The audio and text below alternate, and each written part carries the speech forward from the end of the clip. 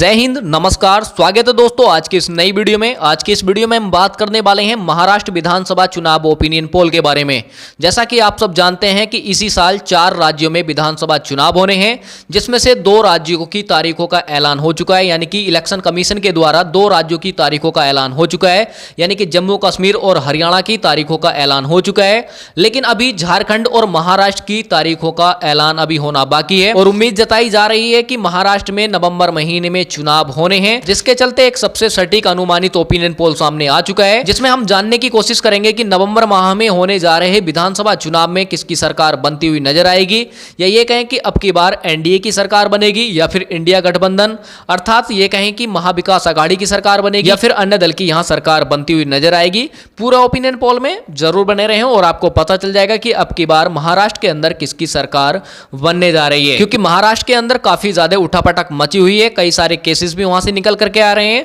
तो जिसमें देखना होगा कि अब की बार क्या रहने वाली है महाराष्ट्र की चुनावी सियासी समीकरण। इस वीडियो में आपको पता चल जाएगा कि अब की बार कौन महाराष्ट्र के अंदर अपनी जीत का परचम लहराने वाला है। तो वीडियो को पूरा जरूर देखें।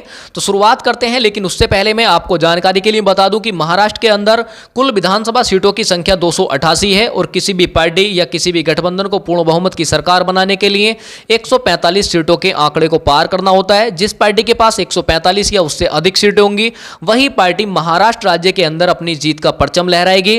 तो जानते हैं कि कौन सी पार्टी अपनी जीत का परचम लहराने वाली है, ये कहें कि कौन सी पार्टी अपना मुख्यमंत्री देने जा रही है महाराष्ट्र राज्य को। पूरे ओपिनियन पोल में जरूर बने। तो शुरुआत करते हैं हम सबसे पहले जलगांव जिले से। जलगांव जिले में विधानसभा की कुल 11 सीटें आती हैं। आप देख सकते हैं कि यहां से जो ताजा सर्वे ओपिनियन पोल निकल करके आया है, जलगांव की 11 विधानसभा सीटों में से देखा जा रहा है कि एनडीए के खाते में 4 सीट जाने का अनुमान है। वहीं इंडिया गठबंधन अर्थात एमबीए यानी कि महाविकास आघाड़ी की बात करें तो यहां 7 सीटें जाती हुई नजर आ रही हैं। आप कंफ्यूज नहीं होना है, यदि मैं इंडिया महागठबंधन नाम लूं तो महाविकास आघाड़ी ही होगा और महाविकास आघाड़ी नाम लूं तो इंडिया महागठबंधन होगा, यानी कि कांग्रेस का जो गठबंधन है उसी के खाते में ये सीटें जाने का अनुमान है। तो कह सकते हैं कि जलगांव की 11 विधानसभा सीटों में से 7 सीटें महाविकास आघाड़ी के खाते में जाती नजर आ रही हैं। वहीं अन्य दल की बात करें तो यहां 0 सीट जाती नजर आ रही हैं।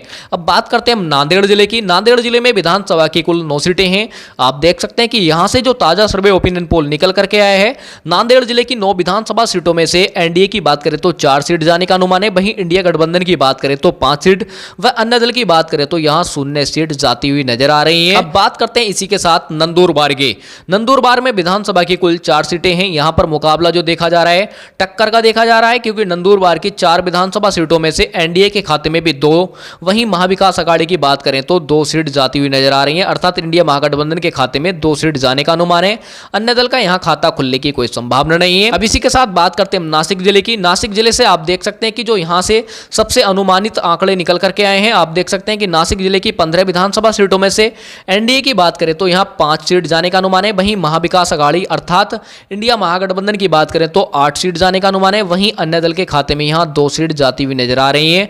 अब बात करते हैं हम धाराशिव जिले की। धाराशिव जिले में विधानसभा की कुल 4 सीटें हैं। आप देख सकते हैं कि यहां से जो ताजा सर्वे ओपिनियन पोल निकल करके आया है उसमें देखा जा रहा है कि एनडीए के खाते में मात्र 1 सीट जाने का अनुमान है। वहीं महाविकास आघाड़ी की बात करें तो 3 सीट जाती नजर आ रही हैं। वहीं अन्य दल की बात करें तो यहां 0 सीट जाती नजर आ रही हैं।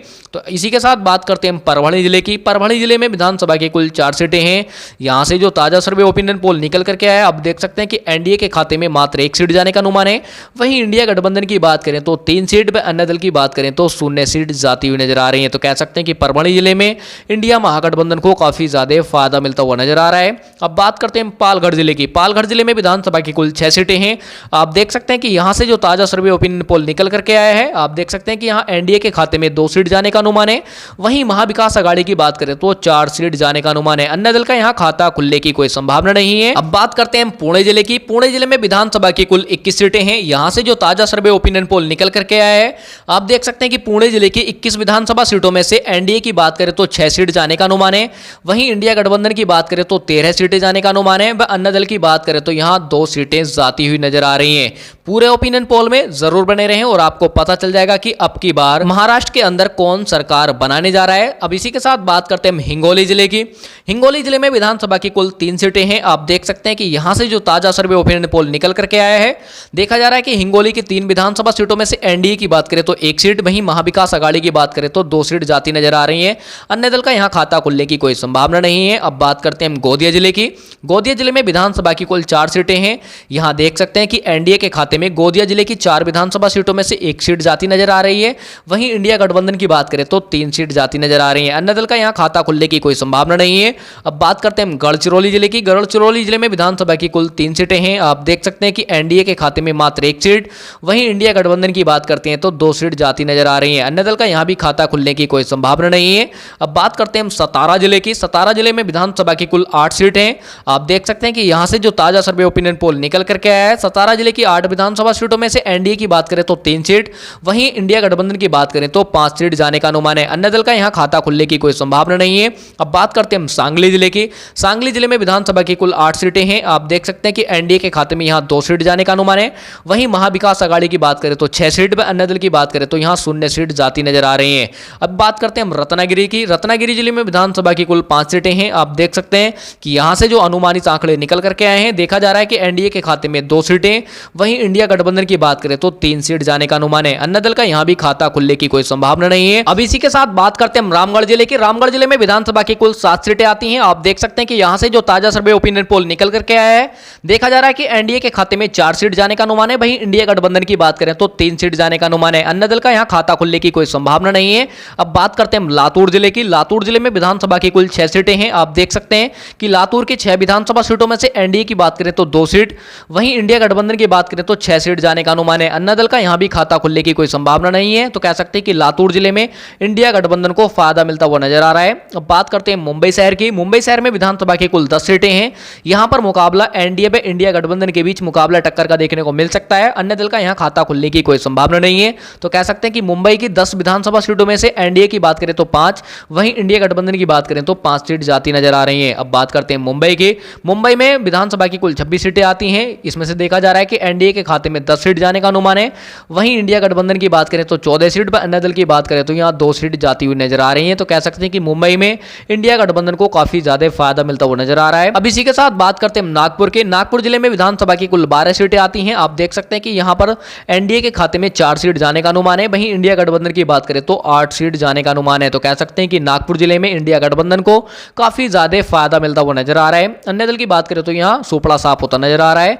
यदि हम बात करते हैं वर्धा जिले की। वर्धा जिले में विधानसभा की कुल 4 सीटें हैं। यहां से जो ताजा सर्वे ओपिनियन पोल निकल करके आया है, आप देख सकते हैं कि एनडीए व इंडिया गठबंधन के बीच यहां मुकाबला टक्कर का देखने को मिल सकता है। ये कहें कि वर्धा की 4 विधानसभा सीटों में से एनडीए के खाते में भी 2, वहीं इंडिया गठबंधन की बात करें तो 2 सीट जाने का अनुमान है। अब बात करते हैं हम सिंधुदुर्ग जिले की। सिंधुदुर्ग जिले में विधानसभा की कुल 3 सीटें आती हैं, जिसमें से आप देख सकते हैं कि एनडीए के खाते की बात करें तो 1 सीट जाने का अनुमान है। वहीं महाविकास अघाड़ी की बात करें तो 2 सीट, व अन्य दल की बात करें तो अन्य दल के खाते में यहां 0 सीट जाती हुई नजर आ रही हैं। अब बात करते हैं हम सोलापुर जिले की। सोलापुर जिले में विधानसभा की कुल 11 सीटें आती हैं। आप देख सकते हैं कि यहां से जो ताजा सर्वे ओपिनियन पोल निकल करके आया है, एनडीए के खाते में यहां 4 सीट जाने का अनुमान है। वहीं इंडिया गठबंधन की बात करें तो 6 सीट, व अन्य दल की बात करें तो यहां 1 सीट जाती हुई नजर आ रही है। इसी के साथ बात करते हैं कोल्हापुर जिले की। कोल्हापुर जिले में विधानसभा की कुल 10 सीटें आती हैं। आप देख सकते हैं कि यहां से एनडीए के खाते में 4 सीट जाने का अनुमान है। वहीं इंडिया गठबंधन की बात करें तो 6 सीट जाने का अनुमान है। अन्य दल का यहां खाता खुलने की कोई संभावना नहीं है। अब बात करते हैं हम जालना जिले की। जालना जिले में विधानसभा की कुल 5 सीटें आती हैं। आप देख सकते हैं कि एनडीए के खाते में 2 सीट जाने का अनुमान है। वहीं महाविकास अघाड़ी की बात करें अर्थात इंडिया की बात करें तो 3 सीट जाने का अनुमान है। अन्य दल का यहां भी खाता खुलता हुआ नजर नहीं आ रहा है। तो कह सकते हैं कि जालना जिले में इंडिया गठबंधन को 1 सीट पर बढ़त मिलती हुई नजर आ रही है। अब बात करते हैं यवतमाल जिले की। यवतमाल जिले में विधानसभा की कुल 7 सीटें आती हैं। यहां से जो ताजा सर्वे ओपिनियन पोल निकल करके आया है, आप देख सकते हैं कि एनडीए के खाते में 3 सीट, वहीं इंडिया गठबंधन की बात करते हैं तो 4 सीट जाने का अनुमान है। अन्य दल का यहां खाता खुलने की कोई संभावना नहीं है। अब बात करते हैं वासिम जिले की। वासिम जिले में विधानसभा की कुल 3 सीटें हैं। आप देख सकते हैं कि वासिम जिले की 3 विधानसभा सीटों में से एनडीए के खाते में 2 सीट, वहीं इंडिया गठबंधन की बात करें तो 1 सीट जाती नजर आ रही है। अन्य दल का यहां खाता खुलने की कोई संभावना नहीं है। अब बात करते हैं ठाणे जिले की। ठाणे जिले में विधानसभा की कुल 18 सीटें हैं। आप देख सकते हैं कि यहां से जो ताजा सर्वे ओपिनियन पोल निकल करके आया है, देखा जा रहा है कि एनडीए के खाते में 6 सीट, वहीं इंडिया गठबंधन की बात करें तो 9 सीट, व अन्य दल की बात करें तो यहां 3 सीट जाती दिख रही हैं। अब बात करते हैं अहिल्यानगर की। अहिल्यानगर में विधानसभा की कुल 12 सीटें आती हैं। आप देख सकते हैं कि यहां से जो ताजा सर्वे ओपिनियन पोल निकल करके आया है, आप देख सकते हैं कि एनडीए के खाते में 5 सीट जाने का अनुमान है। वहीं इंडिया गठबंधन की बात करें तो 7 सीट जाने का अनुमान है, व अन्य दल की बात करें तो यहां 0 सीट जाती हुई नजर आ रही है। अब बात करते हैं अकोला जिले की। अकोला जिले में विधानसभा की कुल 5 सीटें आती हैं। आप देख सकते हैं कि यहां से जो ताजा सर्वे ओपिनियन पोल निकल करके आया है, देखा जा रहा है कि एनडीए के खाते में मात्र 1 सीट जाने का अनुमान है। वहीं इंडिया गठबंधन की बात करें तो 3 सीट व अन्य दल की बात करें तो यहां 1 सीट जाती हुई नजर आ रही है। अब बात करते हैं अमरावती जिले की। अमरावती जिले में विधानसभा की कुल 8 सीटें आती हैं। यहां से जो ताजा सर्वे ओपिनियन पोल निकल करके आया है, आप देख सकते हैं कि एनडीए के खाते में 3 सीट जाने का अनुमान है। वहीं महाविकास अघाड़ी अर्थात इंडिया गठबंधन की बात करें तो 5 सीट जाने का अनुमान है। अन्य दल का यहां खाता खुलने की कोई संभावना नहीं है। अब बात करते हैं हम छत्रपति संभाजीनगर की। तो छत्रपति संभाजीनगर में विधानसभा की कुल 9 सीटें आती हैं। आप देख सकते हैं कि एनडीए के खाते में यहां 3 सीट जाने का अनुमान है। वहीं इंडिया गठबंधन की बात करें तो 5 सीट व अन्य दल की बात करें तो 1 सीट जाती नजर आ रही है। तो कह सकते हैं कि छत्रपति संभाजीनगर में इंडिया गठबंधन को 2 सीट पर बढ़त मिलती हुई नजर आ रही है।